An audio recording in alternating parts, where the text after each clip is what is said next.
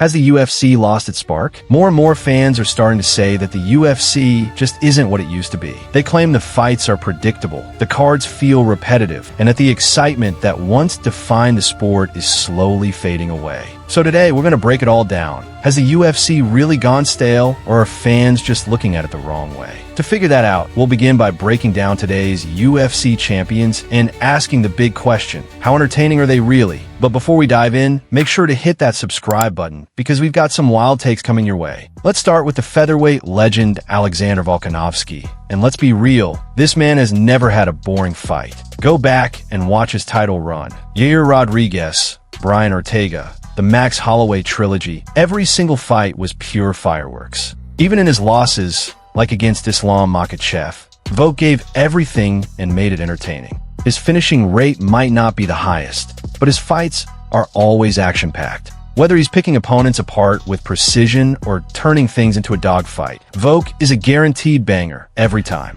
Next up, Ilia Topuria. Honestly, if we're talking about pure entertainment value, Ilia might be number one right now. He's a human highlight reel. Every single thing he says, he backs up inside the octagon. Look at his run, knocking out Charles Jourdain, then moving up and stopping Max Holloway, and finally becoming the first man to knock out Alexander Volkanovski. That's insane. Combine that with his swagger, mic skills, and killer instinct, Ilia Topuria is the full package. Moving on to the flyweight king, Alexander Pantoja. He might not be the biggest name on the roster, but when it comes to entertainment, he delivers every single time. This guy is never in a boring fight. Recently, he's on a solid win streak. His last two fights both ended in rear-naked choke submissions. And even when he's not finishing fights, he's giving us instant classics. Look at his wars with Brandon Moreno, Brandon Royval, and Alex Perez. Those were absolute fight-of-the-year contenders. Pantoja's scrappy, relentless style makes him one of the most exciting champs in the lower weight classes. Now let's talk about Jack Della Maddalena. JDM might not be a massive star yet, but he's the definition of stand and bang. He's all about boxing and technical pressure.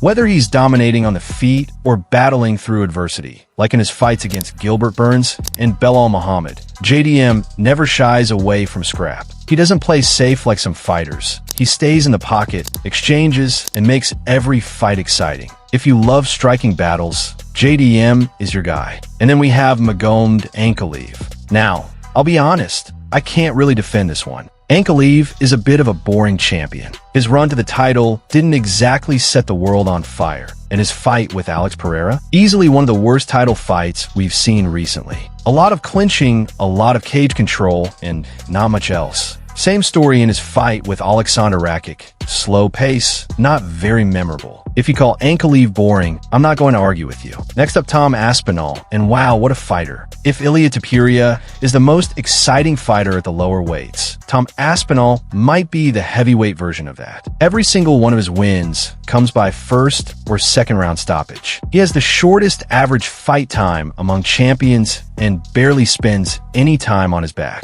Every time Tom steps in the cage, you know something violent is going to happen, and it's going to happen fast. Without a doubt, one of the most entertaining champs in the UFC today. Finally, let's talk about Khamzat Chimaev, one of the most talked about fighters in MMA. A lot of people call this fight with Dricus Du Plessis boring, and yeah, that one wasn't great. But if you look at his overall body of work, Khamzat is an absolute monster. His finishing rate is insanely high. Usually when he takes someone down, it's game over. Sure, the DDP fight hurt his hype a little, but outside of that, every fight has been dominant and violent. Like Khabib, everyone knows what Khamzat wants to do, but nobody can stop it. And now let's talk about star power, because let's be honest, this is what really draws in the casual fans. Hardcore fans appreciate technical fights, but the UFC runs on stars. So let's break it down champion by champion. First, Alexander Volkanovski, no doubt about it. Volk is one of the most respected names in the sport. He's been in massive fights, delivered classics like the Ortega and Holloway wars, and fans know him worldwide. That's star power. Next, Ilia Topuria, a certified megastar. This guy has it all. Knockout power, undefeated record, swagger on the mic, and he backs up every word. When Ilia speaks, fans listen. When he fights, fans watch. He's one of the most entertaining champs in the UFC, Alexander Pantoja. As good as he is inside the octagon, he's just not a big name. I don't blame casual fans for not knowing who Pantoja is. Flyweight has never been the most popular division, and Pantoja doesn't really have that larger-than-life personality. Amazing fighter? Absolutely. A star? Not quite. Jack Della Maddalena, JDM. Great fighter, dangerous striker, but he's not really a star yet. He's quiet, doesn't talk trash, and just recently got the belt. Casual fans probably don't even know his name. Next, Khamzat Chimaev, absolutely a megastar. Even people who don't follow MMA have heard his name, because he's built a reputation as an unstoppable force. He's not just a fighter. He's a wrecking machine with a killer mindset, a guy who walks into the cage with pure bad intentions and leaves nothing but destruction behind. From the moment he burst onto the UFC scene, fans knew he was different, finishing opponents without taking a single punch, calling out big names without fear, and backing up every word inside the octagon. What makes Khamzat so special is his unpredictability. Whether it's his dominant wrestling that feels like a human avalanche, or his vicious striking that can end fights in seconds, he brings a level of chaos that fans absolutely love. Every time he fights, it feels like an event,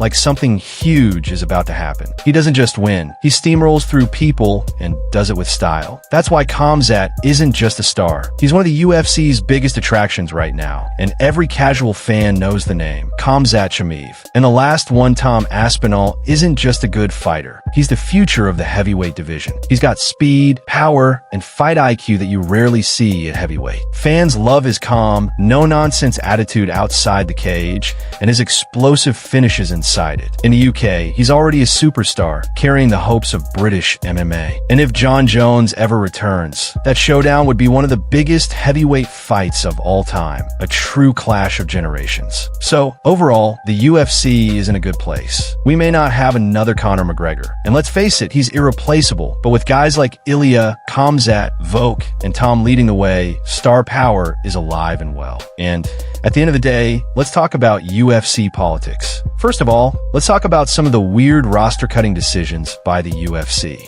For example, Jairzinho Rozenstruik. This guy was on a 2-fight winning streak before facing Sergey Pavlovich. He loses to one of the best heavyweights in the world, and by decision, not even a finish, and the UFC cuts him. And remember, this is from the weakest division in the organization, heavyweight, where they already lack contenders. Now Rozenstruik is making a name for himself in dirty boxing of all places. And it's not just him. Take Martin Buday, for example. He was 7-1 in the UFC, riding a 3-fight win streak, and they still cut him. Again, from the same division that desperately needs depth. Meanwhile, fighters like Justin Tafa and Junior Tafa are still on the roster, despite offering way less in terms of ranking relevance or excitement. Even Lucas Brzeski, who's 1-6 in the UFC with 4 finish losses, somehow keeps his spot. What does that make sense? These decisions don't just weaken the divisions, they confuse the fans. So, is the UFC really getting stale? Honestly, I don't think so. The sport is evolving, the talent is